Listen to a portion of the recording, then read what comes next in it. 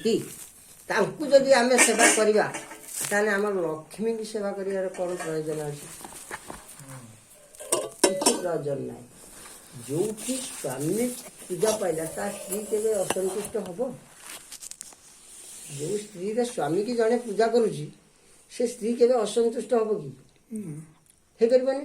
ତେଣୁ ଆମ ଲକ୍ଷ୍ମୀ ପୂଜା କୌଣସି ଆବଶ୍ୟକତା ନାହିଁ। ଆମ ଏଇ ଯେଉଁ ଧର୍ମରେ ଏଇଠି ଲକ୍ଷ୍ମୀ ପୂଜା ବହି ଖଣ୍ଡରେ ଥିଲା। କିଛି ନାହିଁ। ଶୁଣ, କାହାକୁ ନିନ୍ଦା କରିବା କଥା ନାହିଁ, ସମୟ ଅପଚୟ କରିବାର କିଛି ଆବଶ୍ୟକ ନାହିଁ। ସେ ଚେତନା ନହେଲା ପର୍ଯ୍ୟନ୍ତ ସେ ଚେତନା ଆମର ଆସିନି। ଯେତେବେଳେ ଆମେ କରିବା ନିଶ୍ଚୟ ସବୁ ଡାଳକୁ ଧରିବାକୁ ପଡୁଛି। କିନ୍ତୁ ଆମକୁ ଆଜି ସମସ୍ତଙ୍କୁ ସମ୍ମାନ ଦିଅ, କିନ୍ତୁ ଗଛ ମୂଳରେ ପାଣି ଦିଅ।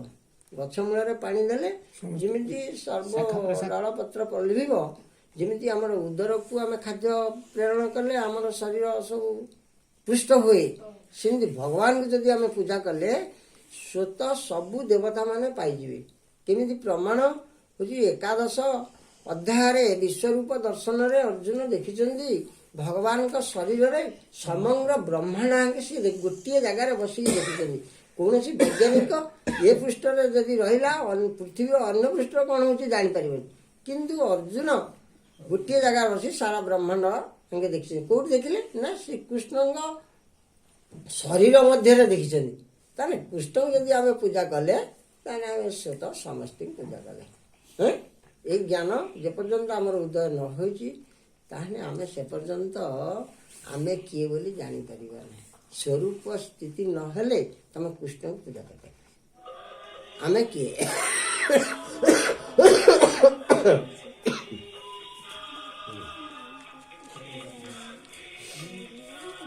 ତେଣୁ ଭଗବାନ କହିଛନ୍ତି ଯାହା ସବୁ ଦେଖୁଛ, ଯାହା କରୁଛ, ଯାହା ଖାଉଛ, ଯାହା ସବୁ ବ୍ୟବହାର କରୁଛ, ସବୁ ହିଁ ମୋ ପାଖରୁ ଆସୁଛି। ସବୁ ମୋ ପାଖରୁ ସୃଷ୍ଟ। ଭାବାର୍ଥ, ଭଲ ହେଉ ବା ମନ୍ଦ ହେଉ, ଜୀବମାନଙ୍କର ବିଭିନ୍ନ ଗୁଣ ସମସ୍ତ କୃଷ୍ଣଙ୍କ ଦ୍ୱାରା ସୃଷ୍ଟ ଏବଂ ସେସବୁ ଏଠାରେ ବର୍ଣ୍ଣନା କରାଯାଇଅଛି। ବୁଦ୍ଧି କ'ଣ? ବୁଦ୍ଧି କାହାକୁ କହନ୍ତି? ଆମେ ସାଧାରଣତଃ ବୁଦ୍ଧି କହିଲେ ଭାରି ମେଧାବୀ ପିଲା। କ'ଣ ବୁଦ୍ଧି କୋଉଟା? ବୁଦ୍ଧି କୋଉଟା? ପ୍ରକୃତରେ ବୁଦ୍ଧି କାହାକୁ ବୋଲି କୁହାଯାଏ? ଆମର ଗୀତାରେ ଏଇଟା ସ୍ପଷ୍ଟ ଭାବରେ ଏଠି ମଧ୍ୟ ଭଗବାନ ପ୍ରପାଦ ଏଠି ଦର୍ଶାଇଛନ୍ତି। ଯେଉଁ ବୁଦ୍ଧି ଦ୍ୱାରା ଆମେ ଭଗବାନଙ୍କୁ ପାଇପାରିବା। ବୁଦ୍ଧି କ'ଣ? ଯେଉଁ ଶକ୍ତି ବଳରେ ମାନବ ପଦାର୍ଥକୁ ଭଲ ରକମ ବିଶ୍ଳେଷଣ କରି ଠିକ୍ ରୂପେ ଜାଣିପାରେ ତାହାକୁ ବୁଦ୍ଧି କୁହାଯାଏ। ଜ୍ଞାନ କ'ଣ? ଯାହା ବଳରେ ମାନବ ଜଳ ପଦାର୍ଥ କ'ଣ ଓ ଦିବ୍ୟ ପଦାର୍ଥ କ'ଣ ଜାଣିପାରେ ତାହା ହିଁ ହେଉଛି ଜ୍ଞାନ। ବୁଝିପାରୁଛ? ବିଶ୍ୱବିଦ୍ୟାଳୟରେ ଯେଉଁ ସାଧାରଣ ଜ୍ଞାନ ଲାଭ କରାଯାଇଅଛି ତାହା ଜଡ଼ବସ୍ତୁ ସମ୍ବନ୍ଧୀୟ ଅଟେ ଏବଂ ଏଠାରେ ତାହା ଜ୍ଞାନ ରୂପେ ସ୍ୱୀକୃତ ହେଉନାହିଁ। ମାନେ ପ୍ରପାତ ପୁରା କାଟି ଦେଇଛନ୍ତି। ଯେଉଁଟା ବିଶ୍ୱବିଦ୍ୟାଳୟରେ ଯେଉଁ ଜ୍ଞାନ ଆମେ ଆହରଣ କରୁଛନ୍ତି ସେଟା ଜ୍ଞାନ ରୂପେ ଏଠି ଆମର ବୈଦିକ ସାହିତ୍ୟରେ ଏଠି ଜ୍ଞାନ ବୋଲି ଏଟା ଧରାଯାଉନି। ସେଟା ହେଉଛି ଜଡ଼ ଜ୍ଞାନ। ଯେଉଁ ଜ୍ଞାନ ବଳରେ ଆମେ ଏଇ ଖୋଳପା ଭିତରେ ରହିବା, ମାନେ ଏଇ ସଂସାର ଭିତରେ ରହିବା, ସେ ଜ୍ଞାନରେ କୌଣସି ଆବଶ୍ୟକତା ନାହିଁ। ସେଇ ଆମେ ସଂସାର ଭିତରେ ରହୁଛନ୍ତି, କିନ୍ତୁ ଆମର ଚିଜଗତରେ ଯେଉଁ ଭଗବାନ ରହିଛନ୍ତି ସେମାନେ ଆମ ପାଖକୁ ଆସୁଛନ୍ତି, କିନ୍ତୁ ଆମେ ତାଙ୍କ ପାଖକୁ ଯାଇପାରୁନାହାନ୍ତି। କାହିଁକି ଯାଇପାରୁନାହାନ୍ତି? ଯେହେତୁ ଆମେ ଖୋଳପା ଭିତରେ ରହିଛନ୍ତି। ଗୋଟେ ସାଧାରଣ ଗୋଟେ ଉଦାହରଣ ମୁଁ କହୁଛି, ବୁଝିପାରିବ। ଜଣେ କଏଦୀ ଅଛି, କଏଦୀ ମାନେ ଜେଲଖାନାରେ ରହିଛି। ଜେଲଖାନାରେ ଯେତେବେଳେ ରହିଛି ତାକୁ ପ୍ରଧାନମନ୍ତ୍ରୀ ହଉ ଆମର ମୁଖ୍ୟମନ୍ତ୍ରୀ ଆସିକି ଦେଖିପାରେ। ମାନେ ଜେଲଖାନାରେ ସବୁ ସୁରକ୍ଷିତ ଭାବରେ ଅଛି ନ ଅଛି ସିଏ ଆସି ତର୍କାଣ କରିକି ବୁଲିକି ଯାଇପାରିବ ଜେଲଖାନା। କିନ୍ତୁ ଯିଏ ଜେଲଖାନାରେ ଅଛି ସିଏ ମୁଖ୍ୟମନ୍ତ୍ରୀ ପାଖକୁ ଯାଇପାରୁଛି କି? ସେ ମାନେ ସେଇ ଚାରି କାନ୍ଥ ଭିତରେ ଆବଦ୍ଧ ହେଇକି ରହିଛି, ସିଏ ଯାଇପାରିବନି। କାରଣ ସେ ଚାରି କାନ୍ଥ ଭିତରେ ଆବଦ୍ଧ ହେଇକି ରହିଛି। ଯେହେତୁ ମୁଖ୍ୟମନ୍ତ୍ରୀ ଆସୁଛନ୍ତି, ଆମକୁ ଦର୍ଶନ ଦଉଛନ୍ତି, କେମିତି ଆମେ ଉଦ୍ଧାର ହେବା ସେ ବାଟ ମଧ୍ୟ ଆମକୁ କହୁଛନ୍ତି। ଜେଲରୁ କେମିତି ଉଦ୍ଧାର ହେବା? ତଦ୍ରୂପ ଆମ ଏ ସଂସାର ମଧ୍ୟର ଯେଉଁ ଜେଲଖାନା, ସଂସାରଟାକୁ ଗୋଟେ ଜେଲଖାନା ବୋଲି ଧରାହେଇଛି। ଯେଉଁମାନେ ଜଗତରେ ଭଗବାନଙ୍କର ପାଖରେ ଅପରାଧ ଅର୍ଜନ କରିଛନ୍ତି, ସେମାନେ ଭୌତିକ ଜଗତରେ ଜନ୍ମ ଲାଭ କରିଛନ୍ତି। ଯେଉଁ ଭୌତିକ ଜଗତଟା ଆମର ଗୋଟେ ସାଧାରଣତଃ ଗୋଟେ ଭଗବାନଙ୍କର ଜେଲଖାନା ସଦୃଶ୍ୟ। ଏ ଜେଲଖାନାରୁ ଆମେ କେମିତି ମୁକ୍ତ ହେବା, ସେ ବାଟ ଯଦି ଆମେ ନ ପାଇବା, ତାହେଲେ ଆମେ ଏଇ ଜେଲଖାନା ଭିତରେ ସଦା ସର୍ବଦା ରହିକି ଆନନ୍ଦ ଅନୁଭବ କରୁଥିବା। ଏଇଟା ତ ଆମର ସବୁ ଆଉ, ଏଇଟା ତ ଆମର ସବୁ ଆଉ। କିନ୍ତୁ ଯେ ଜେଲଖାନା ରହୁଛି 7 ଦିନରେ ତାକୁ ଖାଇବା ପିଇବା ଭଲ ମନ୍ଦ ସବୁ କଥା ସରକାର ବୁଝୁଛି। ପୁଣି ସିଏ ତ ଯଦି କୁହନ୍ତା ଏଇଟା ତମର ଭାରି ବଢ଼ିଆ ହେଉଛି, କିଛି ପରିଶ୍ରମ କରିବାକୁ ପଡ଼ୁନି, ଖାଇ ପିନ୍ଧୁଛି, ଲୁଗା ପିନ୍ଧୁଛି, କିଛି ବର୍ଷା ପାଣି କିଛି ହେଲା, ମରୁଡ଼ି ହେଲା, କ'ଣ ହେଲା କିଛି ଜଣା ନାହିଁ, ଆମର କ'ଣ ଦେଉଛି, ସେଟା ଗୋଟେ ମୂର୍ଖ ନୁହେଁ। ଆମେ ଯେମିତି ଭୌତିକ ସଂସାରରେ ରହିଛନ୍ତି, ଏଠାରୁ ଆମେ ଯଦି ଉଦ୍ଧାର ପାଇବାର ବାଟ ଯଦି ଆମେ ନ କରିବା, ତାହେଲେ ଆମେ ସେଇ ଜେଲଖାନାରେ ଥିବା କଏଦୀ ଭଳିଆ। ଆମେମାନେ କେମିତି ଏ ସଂସାରରୁ ଆମେ ଉତ୍ତୀର୍ଣ୍ଣ ହେବା, ଭବସାଗରରୁ ଉତ୍ତୀର୍ଣ୍ଣ ହେବା କେମିତି? ନା ମାନବ ଜନ୍ମ ହେଲା ହେଉଛି ଦୁର୍ଲଭ ଜନ୍ମ। ଦୁର୍ଲଭ ବିପରୀତ ହେଲା ସୁଲଭ, ମାନେ ଶସ୍ତା। ଦୁର୍ଲଭ ହେଉଛି କାନ୍ତାର ମହରବ, ମାନେ ମାନବ ଜନ୍ମଟା ଏତେ ଶସ୍ତା ବୋଲି ଭାବନା କହୁଛନ୍ତି। ସରକାର ଆଜିକାଲି କହୁଛି ମାନବ, ବହୁତ ଲୋକ ଜନ୍ଦା ପିମ୍ପିଡ଼ି ସହ ଚାଲିଗଲେଣି, କି ମାନବ ଜନ୍ମ ହେଉଛି 84 ଲକ୍ଷ ଯୋନି ମଧ୍ୟରୁ ଜମା 4 ଲକ୍ଷ ଯୋନି ହେଉଛନ୍ତି ମାନବ, ଆଉ 80 ଲକ୍ଷ ଇତର ଯୋନି। ଗୋଟେ ହୁଙ୍କା ଯଦି ତାଡ଼ିବ ଯେତେ ପିମ୍ପିଡ଼ି ବାହାରିବି, ଆମ ଭାରତରେ ସେତିକି ଲୋକ ବି ନଥିବେ।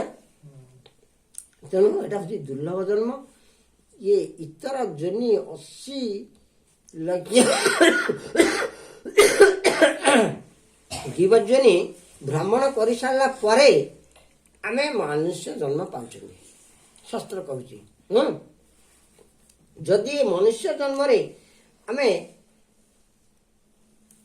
ସଠିକ୍ କର୍ମ ନ କରିକି ଆମେ ଯଦି ଉତ୍ତୀର୍ଣ୍ଣ ନ ହୋଇପାରିବା, ପୁଣି ଆମେ ଜନ୍ଦା ପିମ୍ପିଡ଼ି, ପୁଣି ପୋକ ଜୋକ କତୁରୁ ଆରମ୍ଭ କରିକି ଜଳଚର, ସ୍ଥଳଚର, ଆକାଶଚର, ଉଭୟଚର, ଏମିତି ସାପ ହେଇ ପୁଣି ଆମେ ପୁଣି ମନୁଷ୍ୟ ଜନ୍ମ ଆସିବାକୁ ପୁଣି ଆମକୁ କେତେ କୋଟି କୋଟି ବର୍ଷ ଯିବ, ତା ମଧ୍ୟ ଠିକଣା ନାହିଁ। ତମେ ଭାବୁଛ କ'ଣ ଏ ମରିଗଲେ ସାଙ୍ଗେ ସାଙ୍ଗେ ମଣିଷ ନ ପାଇବା? ମାନେ ଯେମିତି ଯାବତ ଜନ୍ମ ତାବତ ମରଣ, ତାବତ ଜନନୀ ଜଠରେ ସନ୍। ଯେତେବେଳେ ମରେ ସାଙ୍ଗେ ସାଙ୍ଗେ ପୁଣି ଜନ୍ମ ଅଛି। ଯାହାର ମୃତ୍ୟୁ ଅଛି ତାର ଜନ୍ମ ନିଶ୍ଚୟ, ଯାହାର ଜନ୍ମ ଅଛି ତାର ମୃତ୍ୟୁ ମଧ୍ୟ ଧ୍ରୁବ। ଯେ ଜନ୍ମ ହେଇଛି ସେ ନିଶ୍ଚୟ ମରିବ। ତେଣୁକରି ଆମେ ପୂର୍ବ ଜନ୍ମର କର୍ମ ଅନୁସାରେ ପୁଣି ଆମେ ମନୁଷ୍ୟ ଜନ୍ମ ପାଇଛନ୍ତି। ଟିକେ ସାବଧାନ ହେଇକି ଶୁଣ ଯେ ଏଇଟା ବିହାନ ଖାଇବା କଥା ନୁହେଁ। ଆମର ଗୁରୁମାନେ କହିଛନ୍ତି ଆମେ ପୂର୍ବଜନ୍ମରେ କ'ଣ କରିଥିଲେ, ଆମେ ବର୍ତ୍ତମାନ ଭକ୍ତ ଶ୍ରେଣୀରେ ବାସ କରିପାରୁଛନ୍ତି, ଭକ୍ତମାନଙ୍କ ପାଖରେ ଆସୁଛନ୍ତି, ବୈଷ୍ଣବ ସାଧୁସନ୍ଥ କରୁଛନ୍ତି। ଆମେ ପୂର୍ବଜନ୍ମରେ କିଛି ଗୋଟେ ସୁକୃତ ଥିବାରୁ ଆମେ ଆଜି ଭକ୍ତ ସଂଘରେ ବାସ କରୁଛନ୍ତି। ଯଦି ଏଇ ଭକ୍ତ ସଂଘରେ ବାସ କରିକି ଆମେ ପିମ୍ପିଡ଼ି ଯେମିତି ଉଖାକୁ ଗଲେ, ସିଏ ଆଉ ଖାତିର କାହାକୁ କରିବନି। ତମେ ଯଦି କୀର୍ତ୍ତନ କଲେ କି ଭକ୍ତ ହେଇଗଲା, ଖାତିର ବଢ଼ିଗଲା, ମୁଁ ବଜଉଛି, ମୁଁ ଗାଉଛି, ମୁଁ ନଗଲେ ହବ ନାହିଁ, ଏଇଭଳିଆ ମନୋଭାବ ଯଦି ଆସ, ପିମ୍ପିଡ଼ି ଗଲା ଉଖାକୁ, ଆଉ ପଛ କଥା ସବୁ ଭୁଲି ଯାଇ ଖାତର ନଗରେ କାହାକୁ, ପଛ କଥା ସବୁ ଏଇ ବାବଦରେ ଭଲ ଗୋଟେ ଗପ ଅଛି, ସେଟା କହିବାର କିଛି ଆବଶ୍ୟକ ନାହିଁ। ମାନେ ସେଭଳିଆ କଥା। ଆମେ ଜାଣିଥାଉ ଗୋଟେ କ୍ଷୁଦ୍ର ପିମ୍ପୁଡ଼ି ଭଳିଆ, ଆମେ କିଛି ଜାଣିନାହାନ୍ତି। ଆମେ କେମିତି ଏଠୁ ଭବାନଗରରୁ ପାର ହେବା, ଗୁରୁ କର୍ଣ୍ଣଧାର ଦ୍ୱାରା ଆମେ ପାର। ଗୁରୁ ନ ଧରିଲେ ଆମେ କେବେ ପାର ହେଇପାରିବା ନାହିଁ। ତେଣୁ ଆମେ ଯେତେବେଳେ ଏଠି ଆସିଛନ୍ତି, କେମିତି ଆମେ ଉଦ୍ଧାର ହେବା ସେଇ ବାଟଟି ଆମେ ଖୋଜିବା। ଶାସ୍ତ୍ରରେ ଗୁରୁ ଦେବ ଆମ କହିଛନ୍ତି, ମନୁଷ୍ୟ ଜନ୍ମ ଯାହାର ସେ ସାର୍ଥକ କରି ପର ଉପକାର। ଚୈତନ୍ୟ ଚୈତନ୍ୟ ଗୀତଟା ଭଲ ଭାବରେ ଅଛି, ପ୍ରଭୁ ଜାଣିଥିବେ ନାଇଁ? ସାର୍ଥକ କରି ପରର ଉପକାର। ଆମେ ପରର କ'ଣ ଉପକାର କରିବା? ପର କିଛି ଟଙ୍କା ପଇସା ଦେବା, ତାକୁ ଡାକ୍ତରଖାନା ନେବା, କି ନହେଲେ କାହା ଝିଅ ବାହାଘର ଲାଗି ସାହାଯ୍ୟ କରିବା, ଏଇଟା କ'ଣ ପର ଉପକାର? ଇଏ ପରୋପକାର ନୁହେଁ। ଏଟା ନେତାମାନେ ସେଇଟା କହିବେ ପରୋପକାର ବୋଲି, କିନ୍ତୁ ଆମର ଆଧ୍ୟାତ୍ମିକ ବାବଦରେ ସିଏ ପରୋପକାର ନୁହେଁ। ଯଦି ଆମେ ଆଧ୍ୟାତ୍ମିକ ବାବଦରେ ଏଠି କିଛି କହିଲୁ ତାହେଲେ ତମର ଆତ୍ମ ଉପଲବ୍ଧି, ଆତ୍ମାର ଉପଲବ୍ଧି ଯେମିତି ହବ, ଆତ୍ମାଟା କେମିତି ଆମ ସଦ୍ଗତି ପାଇବ, ସେଇ ବିଷୟରେ ଆମେ ଟିକେ ଆଲୋଚନା କରିବାଟା ହବ। ନହେଲେ କିଛି ଧନ ଦେନେ ଆଜି ଦେଇଥିବ 2 ପଇସା କାଲି ଖର୍ଚ୍ଚ କରିଦେବ, କିନ୍ତୁ ଇଏ ଆତ୍ମ ଉପଲବ୍ଧି ଜ୍ଞାନ, ଆତ୍ମଜ୍ଞାନ ନହେଲା ପର୍ଯ୍ୟନ୍ତ ମୁଁ କିଏ, ମୁଁ କାହିଁକି ଆସିଛି, ଆଉ କ'ଣ କରୁଛି, ଆଉ କ'ଣ କରିବା କଥା, ଏଇଟା ହେଲା ମୂଳ କଥା। ମୁଁ କିଏ ପ୍ରଭୁ କୁହନି, ମୁଁ କିଏ, ତମେ କିଏ କହୁନ, ତମ ଆଡ୍ରେସ କହିଲ ଦେଖିଆ, ସରପଞ୍ଚ ବାବୁ ତମ ଆଡ୍ରେସ କହ। ଆମେ ହେଲେ କୃଷ୍ଣ ନିତ୍ୟ ଦାସ, ନିତ୍ୟ କୃଷ୍ଣ ଦାସ, ଆମେ ସଦାସର୍ବଦା କୃଷ୍ଣ ଦାସ। ଯେତେବେଳେ ଚାକର, ଆମେ କହିବାନି ଆମ ଘର ହଉଛି ତସାଇ, ମୋ ନାଁ ଅମକ, ଏଟା ହଉଛି ଭୌତିକ ତାର ହଉଛି ପରିଚୟ, କିନ୍ତୁ ଆମର ସଠିକ ପରିଚୟ ହେଲେ ଆମେ ହେଲେ କୃଷ୍ଣ ଦାସ। ହବାକୁ ଯାଉଛୁ ନା, କୃଷ୍ଣ ଦାସ ହବାକୁ ଯାଉଛୁ। କୃଷ୍ଣ ଦାସ ହବା କଥା, ଆମେ କୃଷ୍ଣ ଦାସ ହବାକୁ ଆମେ ଯାଉଛନ୍ତି, କିନ୍ତୁ ଆମେ କୃଷ୍ଣ ଦାସ, କିନ୍ତୁ ଆମେ ହଉନାହାନ୍ତି। ଯେହେତୁ ହଉନାହାନ୍ତି, ଆମେ ହବା ପାଇଁ ଚେଷ୍ଟା କରୁଛୁ। ସେଇ କ୍ଲାସରେ ବସିଛନ୍ତି। ପ୍ରପାଦଙ୍କୁ ଜଣେ ପଚାରିଲା ତୁମେ କିଏ, ସେ କହିଲେ ମୁଁ ହଉଛି କୃଷ୍ଣ ଦାସ। ନା ମୁଁ କୃଷ୍ଣ ଦାସ ନୁହେଁ, ମୁଁ କୃଷ୍ଣ ଦାସ ହବାକୁ ଯାଉଛି, ମୁଁ କ୍ଲାସ କରୁଛି ହେମି ବୋଲି କୃଷ୍ଣ ଦାସ। କୃଷ୍ଣ ଦାସ ହବାର ବହୁତ ପରିଶ୍ରମ କଥା ଆହୁରି ଅଛି। ଆମେ ସେ ପାଠକୁ କିଛି ଜାଣିନାହାନ୍ତି, ଆମେ କିଛି ଗର୍ବ କରିବା କଥା ନୁହେଁ। ଆମେ କୀର୍ତ୍ତନିଆ, ଆମେ ତୁଣାଦେବୀ ଶୁଣିଛ ନା? ତୁଣାଦେବୀ ଶୁଣିଛନ୍ତି ତରୁରୀ ବସହିଷ୍ଠୁଣା ଅମାନିନା ମାନେ ତୃଣାଦେବୀ ଖାଲି ସେଟା କହିଦେଲେ, ତୃଣାଦେବୀ କହିଲା ମାନେ ତମେ ତୃଣାଦେବୀ ଶ୍ଳୋକ ପଢିକି ଆମର ଷଡ଼ଗୋସ୍ୱାମୀ ମାନେ ବାୟା ହେଇଛନ୍ତି, କେମିତି ଆମେ ବ୍ୟାଖ୍ୟା କଲେ କିଞ୍ଚିତ ହଉ, ବହୁତ କଷ୍ଟ। ତେଣୁ ଆମେ କେମିତି ଉଦ୍ଧାର ପାଇବା ସେଇ ବାଟ ଆମେ ଏଠି ଭଗବାନ ପାଖରେ ପ୍ରାର୍ଥନା କରିବା। ଭଗବାନ କହୁଛନ୍ତି ସବୁ କିଛି ମୋ ଠାରୁ ସୃଷ୍ଟ, ମୋତେ ଯାହା ତମେ ଦେଖୁଛ ସବୁ ହିଁ ମୁଁ। ଯେତେବେଳେ ଆମର ବିଶ୍ୱ ରୂପରେ ଦର୍ଶନ କରାହେଲା, ସେଠି ମାନେ ଅର୍ଜୁନ ବିମୋହିତ ହେଇକି କହିଛନ୍ତି ମୋତେ ଆଉ ସେ ରୂପ କିଛି ଦେଖାଗଲା, ସବୁ ତ ଦେଖୁଛି ତମେ। ବିଶ୍ୱରୂପ ଦର୍ଶନଟା ଯଶୋଦାଙ୍କ ଘରେ ଅଲଗା, ଏଠି ଅଲଗା ନୁହେଁ। ଯଶୋଦାଙ୍କ କତିରେ କ'ଣ ବିଶ୍ୱରୂପ ତା ପେଟ ଭିତରେ ଦେଖେଇଥିଲେ ନା, ମାଟି ଖୋଲିଲେ ପେଟ ଭିତରେ ବ୍ରହ୍ମାଣ୍ଡ ଦର୍ଶନ କରେଇଥିଲେ, ମାନେ ବ୍ରହ୍ମାଣ୍ଡ ଦର୍ଶନ କରିଥିଲେ। ବିଶ୍ୱରୂପ ହେଇକି ଦର୍ଶନ ହେଇନି। ବିଶ୍ୱରୂପ ଦର୍ଶନ ହେଇଥିଲା କୁରୁସଭାରେ, ଯେତେବେଳେ ଶାନ୍ତି ପ୍ରସ୍ତାବ ନେଇକି ଭଗବାନ ଯାଇଥିଲେ, ସେତେବେଳେ ମାନିଲେନି। ଦୁର୍ଯ୍ୟୋଧନ ଯେତେବେଳେ ମାରିଥାଇଛି କୃଷ୍ଣକୁ, ସେଇଠି ସେ ଆଂଶିକ ବିଶ୍ୱରୂପ ଦର୍ଶନ କରେଇଥିଲେ। ଆଂଶିକ, ସେତିକି ସେ ଭୟଭୀତ ହେଇକି ଟିକେ ନାକୁ ଦେଖେଇଥିଲେ, ଆଂଶିକ ଦେଖେଇ ଦେଇଥିଲେ। ନହେଲେ ବିଶ୍ୱରୂପ ଦର୍ଶନ ହେଲା ଏଇ ଏଠି ଅର୍ଜୁନକୁ ଦେଖେଇଥିଲେ, ଅର୍ଜୁନକୁ ବିଶ୍ୱରୂପ ଦେଖେଇଥିଲେ ଯୁଦ୍ଧ କରିବା ପାଇଁ।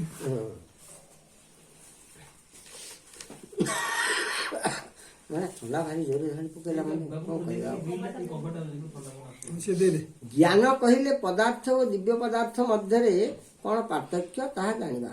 ଆଧୁନିକ ଶିକ୍ଷା ଆମକୁ ଦିବ୍ୟ ଜ୍ଞାନ ଦେଉନାହିଁ, କେବଳ ତାହା ଆମକୁ ଭୌତିକ ଜ୍ଞାନ ଏବଂ ଶାରୀରିକ ଆବଶ୍ୟକତା ସମ୍ବନ୍ଧରେ ଜ୍ଞାନ ପ୍ରଦାନ କରୁଛି। ତେଣୁ ଆଧୁନିକ ବିଶ୍ୱବିଦ୍ୟାଳୟରେ ଜ୍ଞାନ ପୂର୍ଣ୍ଣ ଜ୍ଞାନ ନୁହେଁ। ଏ କଥା ଆମର ପଢ଼ିଲା।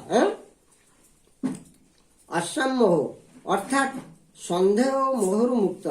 ଏ ଅବସ୍ଥା କେତେବେଳେ ପ୍ରାପ୍ତ ହୁଏ, ସେତେବେଳେ ବ୍ୟକ୍ତି ଦ୍ୱିଧାହୀନ ହୋଇଯାଏ ଏବଂ ଭଗବତ ବିଜ୍ଞାନ ବୁଝିପାରେ। ସେତେବେଳେ ସେ ଅସମ୍ମୋହ ଅବସ୍ଥା ପ୍ରାପ୍ତ ହୁଏ। କ୍ରମଶଃ ସେ ନିଶ୍ଚୟ ଅବସ୍ଥା ପ୍ରାପ୍ତ ହୁଏ, ଅର୍ଥାତ୍ ସନ୍ଦେହ ବା ସଂଶୟ ମୁକ୍ତ ହୋଇଯିବ। କୌଣସିଟାକୁ ଅନ୍ଧ ଭାବରେ ଗ୍ରହଣ କରିବା ଉଚିତ ନୁହେଁ।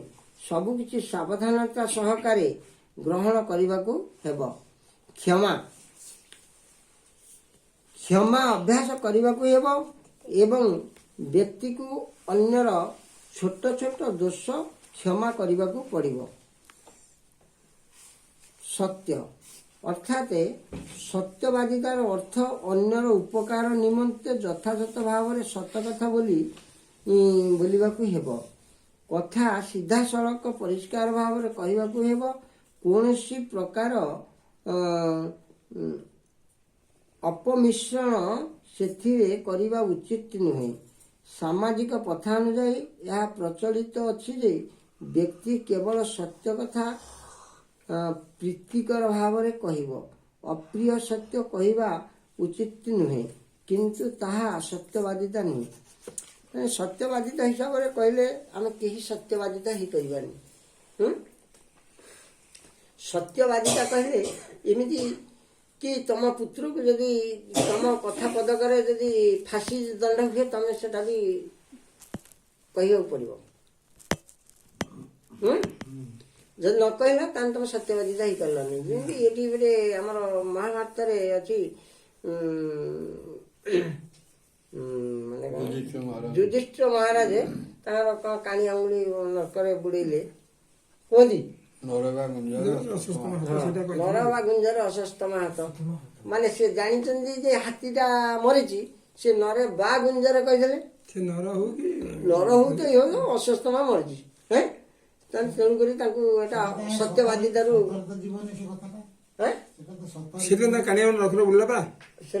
ସେବା ଅସତ୍ୟବାଦିତା ହେଇପାରିଲେନି। ଯୁଧିଷ୍ଠିର ମହାରାଜ ସତ୍ୟବାଦିତା ହେଇପାରିଲା, ତୁମେ କ'ଣ ସତ୍ୟବାଦିତା ହେଇପାରିବ? କେବଳ ଭକ୍ତମାନ ସତ୍ୟବାଦିତା ହେଇବେ। ହରେ କୃଷ୍ଣ।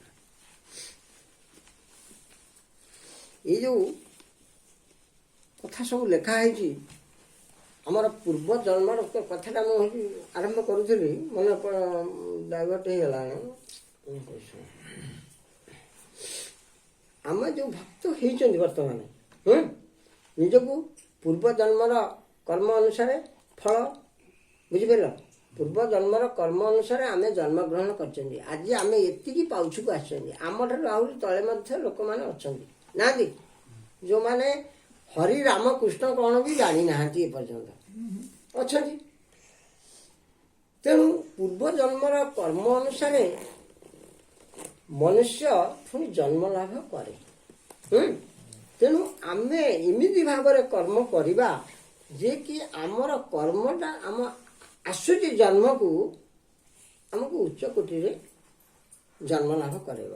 ଏମିତିକି ଭକ୍ତ ଘରେ କିମ୍ବା ଧନାଢ଼୍ୟ ଘରେ, ଯାହାଦ୍ୱାରା କି ଆମେ ଭଗବାନ କୃଷ୍ଣଙ୍କୁ ସେବା କରିପାରିବା। ଏ ବାବଦରେ ଗୋଟେ ଛୋଟିଆ କଥାଟିଏ ମୁଁ କହିଦେଉଛି।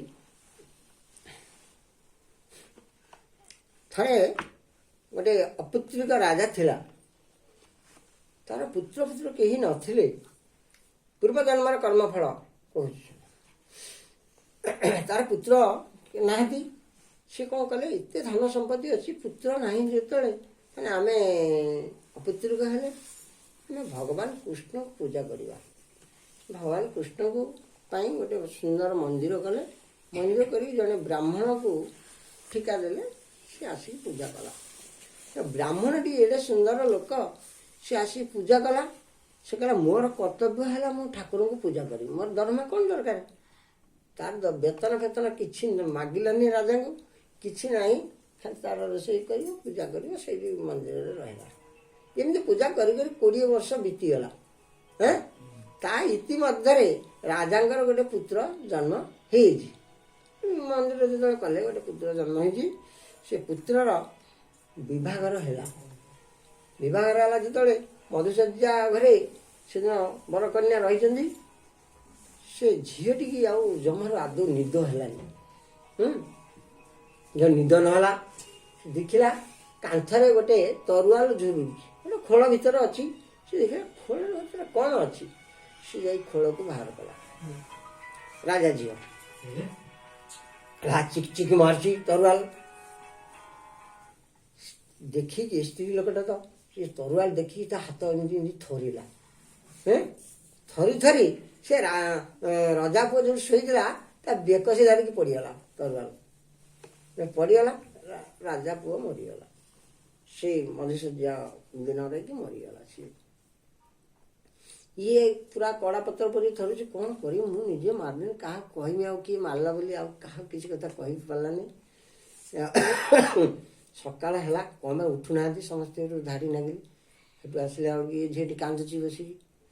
ସମସ୍ତେ ଦେଖିଲେ ରଜା ପୁଅ ମରିଯାଇଛି। ସେଠୁ ଗୋଳ ଚୋଳ ହେଇକି ସମସ୍ତେ ଧାଡ଼ି ଲାଗିଲେ, କ'ଣ ହେଲା ଏମିତି, କ'ଣ ଆପସ କିଏ ମାଇଲା? ସେଠୁ ଆସିକି ବୋଉଟିକି ପଚାରିଲେ, ମା କିଏ ମାରିଛି କହ? କହିଲା ମୁଁ ଲୋକଙ୍କୁ ଚିହ୍ନି ପାରିବିନି, କିନ୍ତୁ ଯିଏ ମାଇଲା ସିଏ ମନ୍ଦିର ଆଡ଼େ ପଳେଇଲା। ସେ କହିଲା ଯିଏ ମାଇଲା ସିଏ ମନ୍ଦିର ଆଡ଼େ ପଳେଇଲା। ଏ ଯେଉଁ ମନ୍ଦିରଟା ରାଜା କରିଛନ୍ତି ସେ ମନ୍ଦିର ଆଡ଼େ ପଳେଇଲା। ସେ କହିଲା ଆଚ୍ଛା ଯା ମନ୍ଦିରରେ କିଏ ଅଛି ତାକୁ ଧରି ଆଣ। ଏ ଯାଇକି ଦେଖି ଧରି ଆଣିଲେ। ସେ ବ୍ରାହ୍ମଣଟି ପୂଜା କରୁଛି, 20 ବର୍ଷ ହେଲା ପୂଜା କଲାଣି। ତାକୁ ଧରି ଆଣିଲେ। ଆଉ ତାକୁ କହିଲେ ଏ ମାରିଛି? ମୁଁ ତାକୁ ଚିହ୍ନିନି। ସେ ସତ କଥା କହିଲା ମୁଁ ଚିହ୍ନିନି, କିନ୍ତୁ ସେ ମନ୍ଦିର ଆଡ଼େ ଗଲା। ସେ ରଜା କହିଲା ଆମ ମନ୍ଦିରରେ କିଏ ଅଛି, ଇଏ ତ ମାରିଛି, ଆଉ ଦିଅ। ବ୍ରାହ୍ମଣଟି ବହୁତ ନିର୍ଚ୍ଛିଦ ହେଲା, କହିଲା ମୁଁ ପ୍ରଭୁ ମାରିନି, ମୁଁ ଏଭଳିଆ କାମ କାହିଁ କରିବି, ମୁଁ ତ ପୂଜା କରିବା ଲୋକ, ଆପଣ କ'ଣ ମୋତେ ଚିହ୍ନି ନାହାନ୍ତି, 20 ବର୍ଷ ହେଲା ମୁଁ ରହିନି, ଆଉ ମୋତେ ପୁଣି ଏଭଳିଆ ଦଣ୍ଡ ଦେବେ। ରଜା କହିଲା ହଉ, ତୁ ଯେତେବେଳେ ବ୍ରାହ୍ମଣ ମୋର ଠାକୁର ପୂଜା କରୁଛୁ, 20 ବର୍ଷ ହେଲା ପୂଜା କଲୁଣି, ପୁଣି ଗୋଟେ ବେତନ ମାଗିନି ମୋତେ ଦିନେ ତୁ ମାରିଥା ତ ନଥା, ଆମେ ତ ଧରା ପଡ଼ୁଛୁ ତମେ ମାରିଛ ବୋଲି, ତେଣୁ ତୋତେ ମୁଁ ପ୍ରାଣଦଣ୍ଡ ନ ଦେଇକି ତୋ ହାତଟା ମୁଁ ଏଠୁ କାଟିଦେବି। ଯେଉଁ ହାତରେ ମାରିଛୁ ସେଇ ହାତଟା କାଟିଦେଲେ। ରଜା ଗୋଟେ ହାତ ତାର କାଟିଦେଲେ। କାଟିଦେଲେ ଯେମିତି ସେଠୁ ପଳେଇଗଲା। ଆଉ ମନ୍ଦିରରେ ରହିଲାନି। ସେ କିଏ ରହିବ ନା, କିଏ ପୂଜା କରିବ? ଗୋଟା ନା ପୂଜା କରିବା କଥା ନାହିଁ। ନିର୍ଦ୍ଦୋଷୀ ଲୋକଟା ସିଏ ନିଜେ ଭାବୁଛି ନା ମୁଁ ହଉଛି ନିର୍ଦ୍ଦୋଷୀ। କ'ଣ ସେ ଜାଣିଛି ଏ ବିଷୟରେ? ଜାଣିଛି ସେ ମୁଁ ନିର୍ଦ୍ଦୋଷୀ ଲୋକ, ମୁଁ ତ କିଛି ଜାଣିନି, ମୁଁ ହାତଟା ରଜା ସହିତ କାଟିଦେବି, କାଲି ମୁଣ୍ଡ କାଟିଦେବ, ଏଠି ଆଉ ରହିହବନି, ଯଦି ପଳେଇବି। ସେ ଏଠୁ ପଳେଇ ଆସିଲା। କହିଲା ୟାର ମୁଁ ତ ଏତେ ନିର୍ଦ୍ଦୋଷୀ ଲୋକ, ମୁଁ କୌଣସି କ୍ଷତି କରିନି, ରଜାର ବି କୌଣସି କ୍ଷତି କରିବା ପାଇଁ ମୁଁ ବି ମନ ବଳିନି, ଆଉ କାହିଁକି ମୋର ଏମିତି ହେଲା, ମୁଁ ପୂର୍ବ ଜନ୍ମରେ କ'ଣ ଗୋଟେ କରିଥିଲି, ମୁଁ ଏଇଟା ଗୋଟେ ବିଶାରଦ ଜ୍ୟୋତିଷ ମୁଁ ଖୋଜିବାକୁ ଯିବି। ସେ ସେଠୁ ଗଣ୍ଠୁଳିରେ ଧରିକି ତାର ପଇସା ପତ୍ର ଚାଲିଲା। ଯାଇ କାଶୀରେ ଯାଇକି ଉପସ୍ଥିତ ହେଲା। କାଶୀ ଉତ୍ତର ଭାରତରେ କାଶୀ ଯାଇକି ପହଞ୍ଚିଲା। ସେଇଠି ବୁଝିଲା ଯେ ଜଣେ ବଡ଼ ଦକ୍ଷ ପଣ୍ଡିତ ଅଛନ୍ତି, ସେ ଆଗତ ଭବିଷ୍ୟତ କହନ୍ତି। ତାଙ୍କ ଘର ପାଖକୁ ଯାଇକି ପହଞ୍ଚି ଯାଇଛି। ପଚାରିକି ସେ ଦେଖିଲେ ଯେ ସେ ପଣ୍ଡିତ ଦୁଆରେ ଅଛନ୍ତି। ତାଙ୍କ ସ୍ତ୍ରୀ ଆସି ସେ ପଣ୍ଡିତକୁ ଖାଲି ମାନେ ବହୁତ କୁଭାଷା କରିକି ବହୁତ ଗାଳି ଦେଉଛି। ଇଏ ଯାଉଛି ସେ ପଣ୍ଡିତଙ୍କ କତିକି, ତାଙ୍କ ଘର ପାଖରେ ସେ ସ୍ୱାମୀ ସ୍ତ୍ରୀ ଭିତରେ ସ୍ୱାମୀଟି କିଛି କହୁନି, ତା ସ୍ତ୍ରୀ ଖାଲି କୁଭାଷା କରି ଗାଳି ଦେଉଛି। ଆଉ ସେଠୁ ସେ ଶୁଣିଲା ସବୁ, କିଏ ବି କିଛି କହିଲେନି। ସେ ପଣ୍ଡିତ ମଧ୍ୟ ସେ ଗାଳି ଗାଳି ନିଭିଗଲା। ଯେମିତି ଆମକୁ ଗୋଟେ ଆସନ ଦେଲା, ଗଲା ବସ, ଆଉ ଆସିବାର ଅଭିପ୍ରାୟ କୁହ। ସେ କହିଲା ମୋର ଆସିବାର ଅଭିପ୍ରାୟ କହିବି, ଆପଣଙ୍କ କଥାଟା ଟିକେ ମୁଁ ଆଗେ ଜାଣିବାକୁ ଚାହେଁ। କହିଲା କ'ଣ ମୋ କଥା? ନା ଆପଣ ତ କେଡ଼େ ପଣ୍ଡିତ, ଏଭଳିଆ ଦୁଷ୍ଟା ସ୍ତ୍ରୀ ତମର କେମିତି ହେଲା? ଏଭଳିଆ ଦୁଷ୍ଟା ସ୍ତ୍ରୀ ହେଲା କାହିଁକି? ଆଉ ଏଇଟା ମୋତେ ଆଗେ ଟିକେ କୁହନ୍ତୁ। ହଉ ତାଙ୍କୁ କହିବା। ସେଠୁ ସିଏ କହିଲେ ପୂର୍ବ ଜନ୍ମରେ ଇଏ ଗୋଟେ ଗଧ ଥିଲା, ମୁଁ ଗୋଟେ କାକ ଥିଲି। ସେ ଗଧର ପିଠିରେ ଗୋଟେ ଘା ହେଲା, ମୁଁ ହେଉଛି କାକ ତାର ସ୍ୱାମୀ। ମୁଁ ତାକୁ ଫୁମ୍ପ ମାରିକି ତାକୁ ପୋକ ବାହାର କରିକି ଖାଉଛି ରୀତିମତ।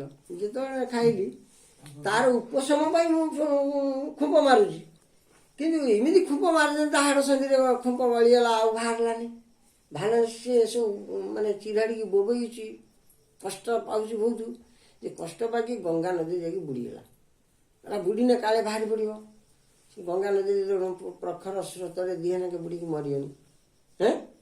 ଆମର ଯେଉଁ ଗଙ୍ଗା ନଦୀରେ ବୁଡ଼ିବାରୁ ଆମର ଯେଉଁ ସ୍ୱୀକୃତିଟା ହେଇଗଲା, ସିଏ ହେଲା ମୁଁ ହେଲି ଜଣେ ବ୍ରାହ୍ମଣ, ସିଏ ହେଲା ବ୍ରାହ୍ମଣ। ଜନ୍ମ ପାଇନି। ଏ ଜନ୍ମରେ ସିଏ ହେଉଛି ମୋର ସ୍ତ୍ରୀ, ମୁଁ ତାର ହେଉଛି। କିନ୍ତୁ ସେ ଯେଉଁ କଷ୍ଟଟା ତାକୁ ମୁଁ ଦେଇଥିଲି ଘା ଖୁମ୍ପିକିରି, ସେ କଷ୍ଟ ସେ ଯେଉଁ ଚିରାଡ଼ିକି ଯେଉଁ ବ୍ୟସ୍ତ ହେଇଛି, ସେଇଟା ମୋ ଉପରେ ବର୍ତ୍ତମାନ ସୁଜୁଛି, ମୋ ଉପରେ ସୁଜୁଛି।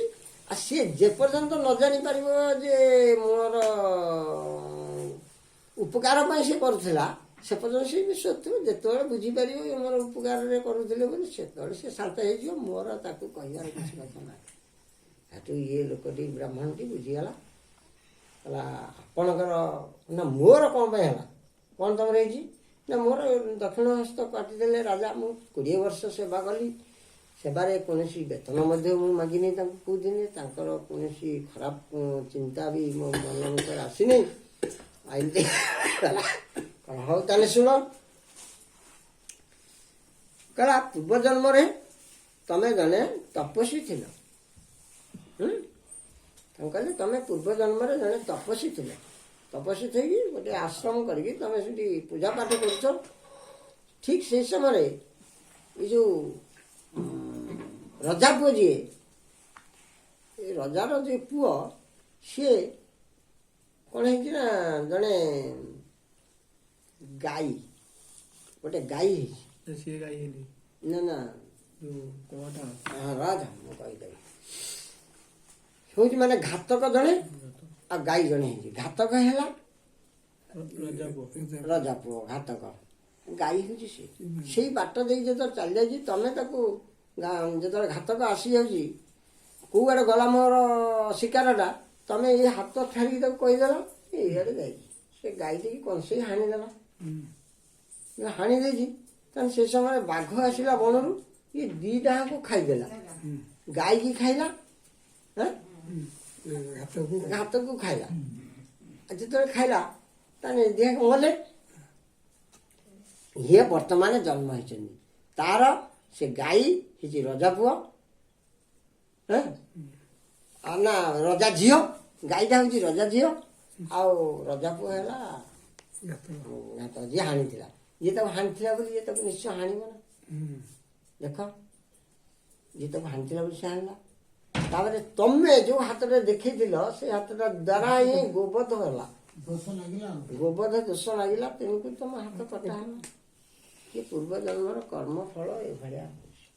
ଆମେ ଯଦି ଭକ୍ତ ହେଇକି ଆମ କର୍ମକୁ ଆମେ ଯଦି ସରଳ ସୁଦୃଢ଼ ନ କରିବା, ଆମେ କାହିଁକି ସେଭଳିଆ ନ ଭୋଗିବା? ଏରା କିଛି ମିଛ କଥା ନୁହେଁ, ଏରା ଶାସ୍ତ୍ର ପୁରାଣରେ ସବୁ ରହିଛି। ତେଣୁ ଏଇଠି ଯେଉଁ ଭାଗବତ ଗୀତାରେ ସବୁ ଭଗବାନ କହିଛନ୍ତି, ହଁ, ବୁଦ୍ଧି ଜ୍ଞାନ ସମ୍ମୋହ କ୍ଷମା ସତ୍ୟ ଦମ ସମ ସୁଖ ଦୁଃଖ ଭାବ ଅଭାବ ଭୟ ଚା ଭୟ ମେବ ଚ ଅହିଂସା ସମତା ତୃପ୍ତି ତୁକ୍ତ ଦାନ ଯଶ ଅଯଶ ଭବନ୍ତି ଭାବା ଭୂତାନମ ମତ ଏବ ପୃଥବୀରା। ମାନେ ଭଗବାନ କହିଛନ୍ତି ଏସବୁ ଜିନିଷଟା ମୋ ପାଖରୁ ସୃଷ୍ଟ, କିନ୍ତୁ ଏଇ ଜିନିଷ ପ୍ରତି ଯିଏ ପାଇଲା ସେ ଗର୍ବ ହୁଏ ନା। ବୁଝିଲ ନା? ତମେ ଦାନ କରୁଛ, ତମ ଦାନରେ ଦାନ କରୁଛ ଗର୍ବ କରିବା ଦରକାର। କାହା ଧନ ତମେ ଦଉଛ କି? ଗଙ୍ଗା ଜଳକୁ ଯେମିତି ଆମେ ତର୍ପଣ କରୁଛନ୍ତି, ଗଙ୍ଗାରେ ଦଉଛନ୍ତି, ଆମେ ସେଇ ଗଙ୍ଗା ଜଳକୁ ଗଙ୍ଗାରେ ଦଉଛନ୍ତି। ଭଗବାନଙ୍କର ସମ୍ପତ୍ତି ଆମେ ଭଗବାନଙ୍କୁ ଦବା, ଖାଇବା। ଯେମିତି ତଦ୍ରୂପ ଗୋଟେ ସାଧାରଣ ହିସାବରେ ମୁଁ କହୁଛି, ଗୋଟେ ପିତାଟେ ଗୋଟେ 5 ବର୍ଷର ଛୁଆଟିଏ ତାର ଅଛି, ଆମେ ଚକୋଲେଟରେ ଆଣିଲେ ଛୁଆଟିକି ଆମେ ଦଉଛନ୍ତି।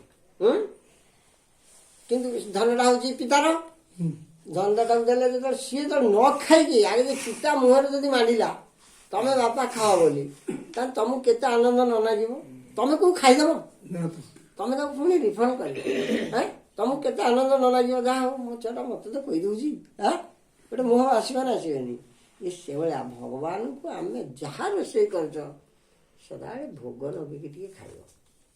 ଆମର ଏଇଟା କହିବାର ତାତ୍ପର୍ଯ୍ୟ ହଉଛି ଏଇଠି, ଯାହା ଆମେ ପାଇଛନ୍ତି ସବୁ ହଉଛନ୍ତି ଶ୍ରୀ ଭଗବାନ କୃଷ୍ଣଙ୍କର ଦାନ, ତାଙ୍କରି ଦାନ।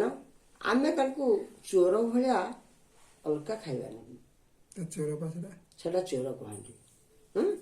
ଏ ଗୀତା 3ୟ ଅଧ୍ୟାୟରେ ଅଛି। ଏଟା ମନେ ପଡ଼ୁନି ମୋର, ପ୍ରବଚକ ନୁହେଁ ତ ଆମେ, ଖାଲି ଟିକେ ପଢ଼ିକି ଖାଲି ମନେ ରଖିବା କଥା।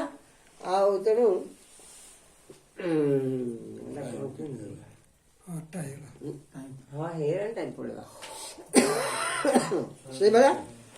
ତେଣୁ ସେତିକି ଟିକେ ମାନେ ଏଠି ତମର ତୁମ ଘର ନା ଭୋଗ ଲଗାଉଛ ତ ଟିକେ ସରକାରୀ ଘର ହଁ, ସରକାରୀ ଘର ଯେହେତୁ ଆମେ ଯେପର୍ଯ୍ୟନ୍ତ ଅଛନ୍ତି ଆମ ଘର କୋଉଟା କି ଏଠି ଆମ ଘର ତ ଚିତ୍ ଜଗତ ବୈକୁଣ୍ଠପୁରରେ ଆମର ଘର ଏଟା ସବୁ ବଡ଼ା ଘର ଆମେ ଯିଏ ଅଛନ୍ତି ସବୁଠି ବଡ଼ା ଘର କିଏ ତିଆରି କରିକି ରହିଛି କିଏ ବା ଭଡ଼ା ଦଉଛି ସବୁ ଏଟା ହଉଛି ଭଡ଼ା ଘର ଆମେ ପାନ୍ଥଶାଳାରେ ଅଛନ୍ତି ପାନ୍ଥଶାଳା ମାନେ ଆଜି ଅଛନ୍ତି କାଲି ରହିବାନି ହେଁ ଏଟା ଆମ ଘର କହିବା କ'ଣ ଅଛି ସେ ଯୋଉଠି ଆମେ ରୁହନ୍ତୁ ନା କାହିଁକି ଆମେ ଟିକେ ଭଗବାନଙ୍କୁ ଅର୍ପଣ କରିକି ଟିକେ ପ୍ରସାଦ ପାଅ ଅର୍ପଣ ନ କଲା ପର୍ଯ୍ୟନ୍ତ ତମେ ଜପ କର ଆଉ ଅର୍ପଣ ନ କଲେ ତମେ ଭକ୍ତ ହେବାଟା ବହୁତ କଷ୍ଟ ହେବ ଅର୍ପଣ କରିପାରୁନ କରିପାରୁଛ ନା କରୁନ ପିଆଜ ରସୁଣ ଖାଉଛ କି ହେଁ ସେ ଖାଲି ଆଉ ଖାଉନ ତ କ'ଣ କ୍ଷତି ହେଉଛି କିଛି କ୍ଷତି ନାହିଁ ପାପ ଜମା ନାହିଁ ଶୁଣ ତମେ ମାନେ ଆମର ଏଠି ବ୍ରାହ୍ମଣ ମାନେ କହିବେ ଆମେ ଭୋଗ ଲଗେଇଦେବୁ ଉଷୁନା ଭାତ ଭୋଗ ଲଗେଇଦେବୁ ସେ ତମେ କ'ଣ ହେଇସାରିଲାଣି କି ଭଗବାନଙ୍କୁ ଭୋଗ ଲଗେଇଦେବ ହେଁ ବ୍ରାହ୍ମଣ ମାନେ କହିଦେବେ ଆମ ଘରେ ମତେ କହିବେ କ'ଣ ହେଲାଣି ତୁ ଭଗବାନଙ୍କୁ ଭୋଗ ନେ ସିଏ ହସିବେ ତାଙ୍କ କର୍ମ ଦେଖି ଆମକୁ ହସ ମାଡ଼େ ମୁଁ ବୁଝେଇଦେବି ତମେ ହସ କିନ୍ତୁ ଆମର ଯେତେବେଳେ ଭୁଲଟା ହବ ଆମେ ଭୋଗ ଲଗେଇଲେ ଆମର ଅପରାଧ ହବ ମାନେ ପୂଜା ଅପରାଧ ସେବା ଅପରାଧ 64 ସେବା ଅପରାଧ ଅଛି 10ଟା ନାମ ଅପରାଧ ଅଛି ଧାମ ଅପରାଧ 64 ଅଛି ତେଣୁ ଯେତେ ଅପରାଧ ସବୁ ଅଛି ତମେ ଯଦି ତା ଭିତରେ ପଶିବ ତାହେଲେ ତମେ ଗୋଡ଼ ପଦାକୁ ବାହାର କରିପାରିବ ତେଣୁକରି ଆମେ କ'ଣ ଚାଲିବାନି କରିବା ଏଥିମଧ୍ୟରୁ ଭକ୍ତମାନଙ୍କର କ୍ଷମା ନେବାଟା ଯେମିତି ଗୋଟେ ଛୋଟିଆ ଛୁଆ ଭୂଇଁରୁ ଉଠିକି ଚାଲୁଛି ଶୁଣି ଟିକେ ମନ ଦେଇ ଚାଲୁଛି କିନ୍ତୁ ତାର ପଡ଼ିବାର ସମ୍ଭାବନା ଅଛି ନା ନାହିଁ ଅଛି ପଡ଼ିବାର ସମ୍ଭାବନା ଅଛି ଆଉ ଗୋଟିଏ ଛୁଆ ମା ହାତ ଧରିକି ଚାଲୁଛି ତାର ବି ପଡ଼ିବାର ସମ୍ଭାବନା ଅଛି ୟା ପଡ଼ିବା ତା ପଡ଼ିବା ମଧ୍ୟରେ ଡିଫେକ୍ଟ କ'ଣ ଅଛି ଯିଏ ଖାଲି ଚାଲୁଛି ସେ ପଡ଼ିଗଲା ତାକୁ କେହି ଉଠେଇବାକୁ ନାହିଁ ତାକୁ ଉଠେଇବାକୁ ନାହିଁ ସେ ଆପେ ଉଠିପାରେ କି ଆହୁରି ମଧ୍ୟ ପଡ଼ିଯାଇପାରେ କିନ୍ତୁ ମା ହାତ ଧରିକି ଯିଏ ଚାଲୁଛି ମା ତାକୁ ସାଙ୍ଗେ ସାଙ୍ଗେ ତତ୍କ୍ଷଣାତ ଉଠେଇବ ନା ତେଣୁ ଆମେ ଆଶା କରୁଛନ୍ତି କାହାକୁ ଭଗବାନ କୃଷ୍ଣ ଆମର ଅପରାଧ ହେଲେ କିଛି ଚିନ୍ତା କରିବେନି ସେ ତତ୍କ୍ଷଣାତ ଆମକୁ ମାର୍ଜନା କରିବେ ଏ ବାବଦରେ ମଧ୍ୟ ଗୋଟିଏ ଭଲ ପାଦ ଧୂଳି କଥା ଅଛି ଯେଉଁମାନେ ଶ୍ରେଷ୍ଠ ଭକ୍ତ ସେମାନେ ଭଗବାନଙ୍କୁ ପାଦ ଧୂଳି ଦେଇଥିଲେ କି ଗୋପୀମାନେ ଦେଇଥିଲେ କିନ୍ତୁ ତା ଅଷ୍ଟପାଠ ବଂଶୀ ଦେଲେ କହିଲେ ଆମେ ନର୍କରେ ପଡ଼ିଯିବୁ ଅପରାଧ ହେଇଯିବ କିନ୍ତୁ ଗୋପାଳ କ'ଣ କଲେ ନା